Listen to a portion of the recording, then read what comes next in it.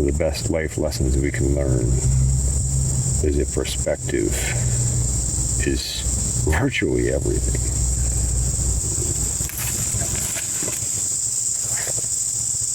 See, at first, it might just seem like a log. It's hollow.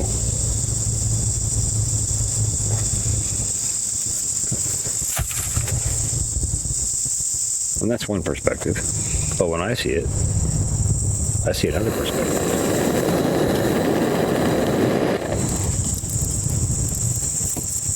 There we go. Now we got some coals. Coals lead to more coals. Coals lead to smoke. Smoke eventually leads to more smoke, more heat, more coals.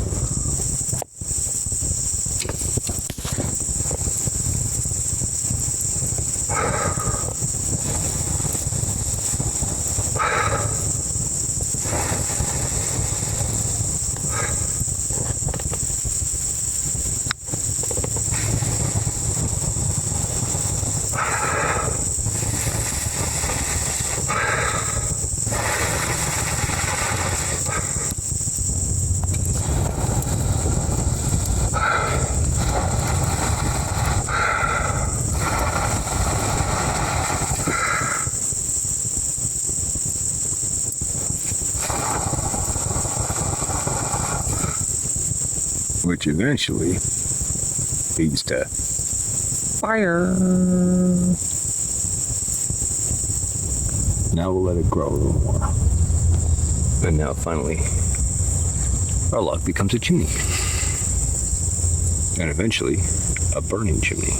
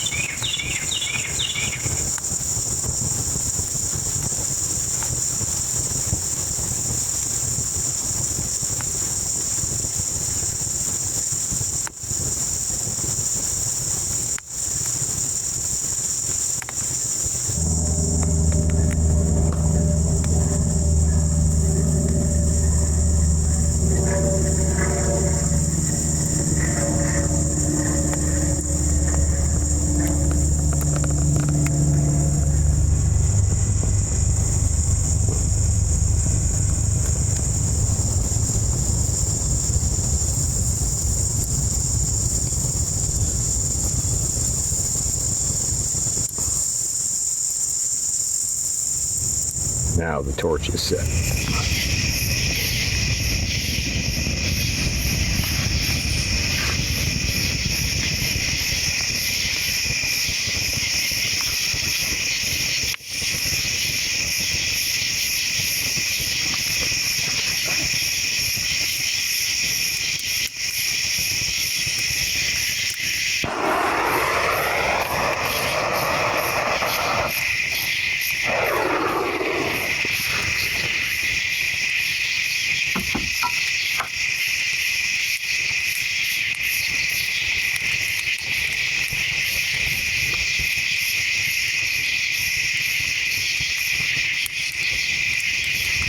But hold on a second.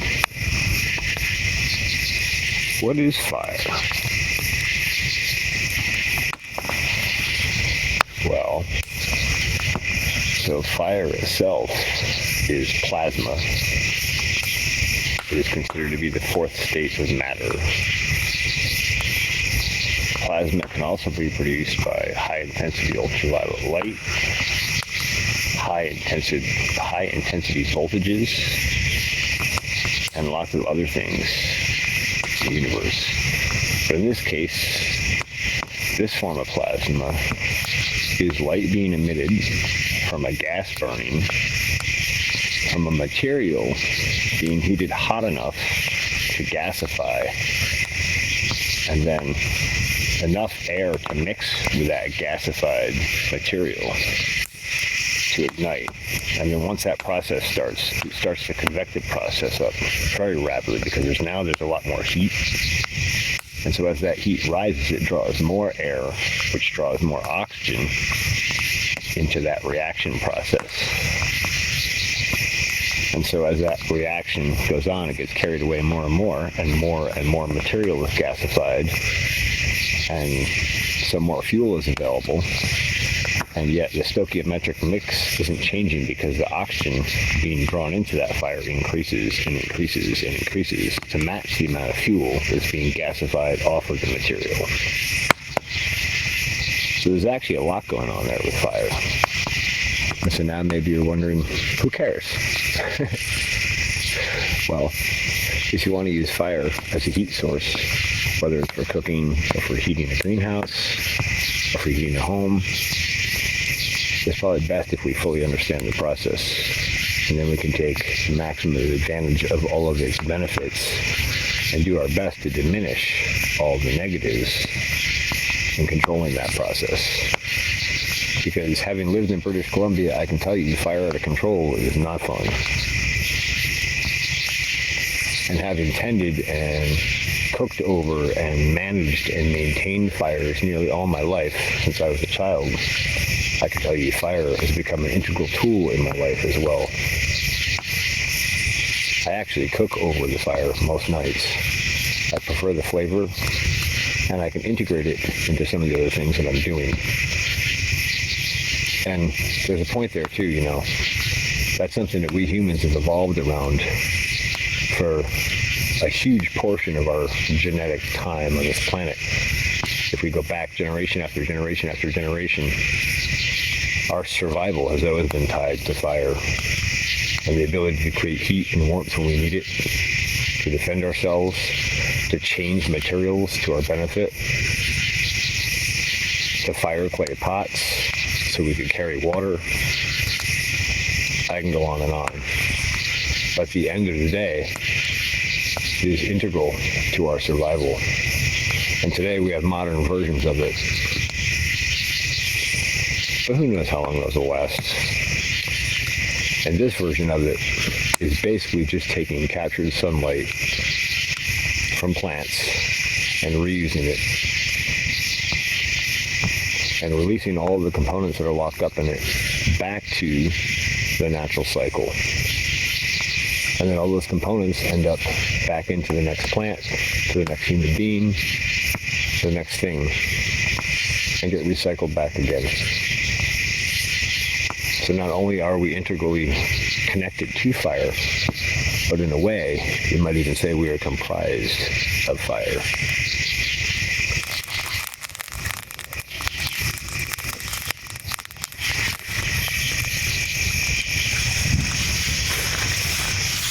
I can't take the camera right over top of that because it's pretty hot. But here you can really get a good look at how the convective currents are working here and drawing cool air in. And you can see how fast the sparks and the coals are rising up out of this. And I'll put on some light here. And I'll just show you here. You can see how the smoke is being drawn in at the bottom and even at the top. But as soon as we break over the rim, it's being drawn up very quickly, and it actually breaks up the smoke stream. So we'll go back down over it again here.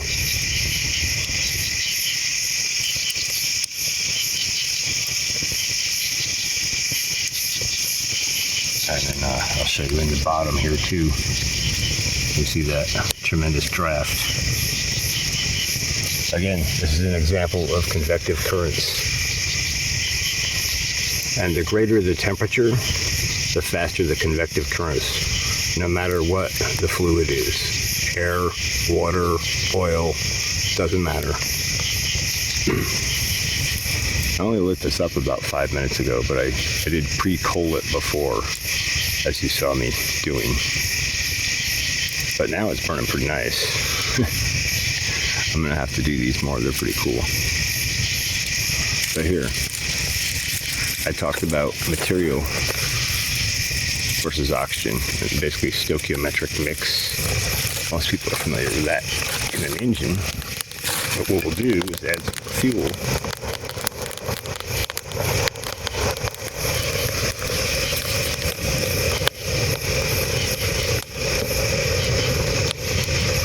And now you can get a sense of just how much actual draft is there, number one. And number two, that when you do add fuel, as long as you have enough oxygen,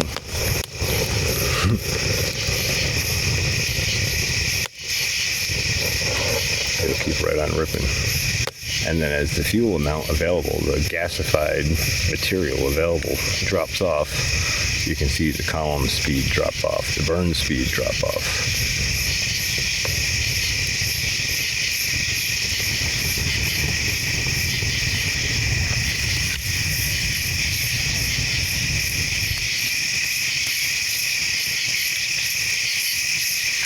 So now I got this piece of hickory. It's been sitting around for a long time. It's seasoned, but it's kind of damp because it's been raining for like 4 or 5 days. But we'll drop that down the core. And we'll give it a few minutes to warm up. And we'll see what it does. I bet this makes a really nice torch like that. So it's already starting to light up. It's been maybe a minute and a half. Not very long at all. We'll see if we can help inspire that convective current. That little shake knocks a bunch of pieces loose. Those pieces throw off material, mixes with the oxygen, burns really hot and fast suddenly, causes an updraft, draws more oxygen. And now here you can see smoke coming off again. That's because of that big piece of hickory actually slowing down the airflow and acting as basically a choke.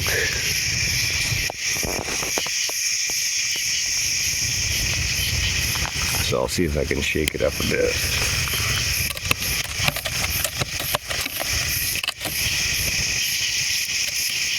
And if that doesn't work, I'll put some small material down there. The other thing I can do is help coax the process with a little more airflow, get it heated up. And that'll trigger that nice fast convective flow again. And I give it another shot. That should get it ripping a little better. Ooh.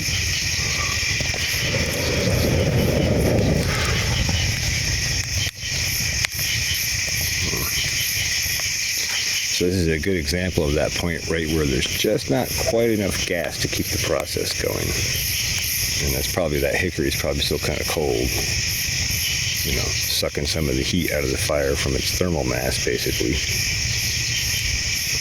And so if we let that sit and all those coals cook, and that slows that convective process down, that heat can kind of bake that piece of wood for a minute or two.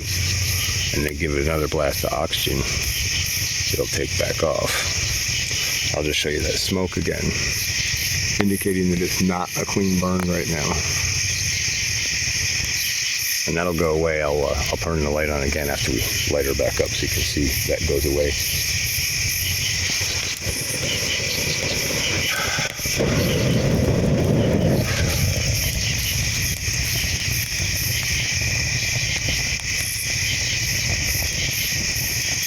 Getting there.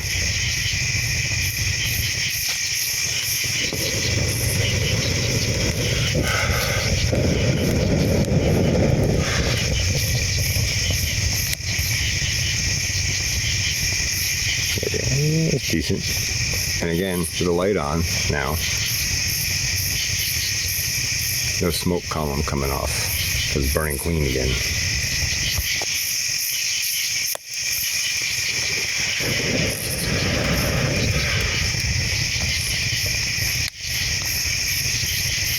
I don't know. What do you do when you're bored on a Saturday night?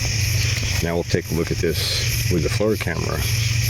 So you can see how much insulation is actually gained just in that little tiny bit of log. And you see it's only maybe 1.5 inches, 2 at the most on the left over there in thickness between the inside and the outside of the log. And on this backside, if you were just looking at it, sitting there, you wouldn't even know it was burning inside of it.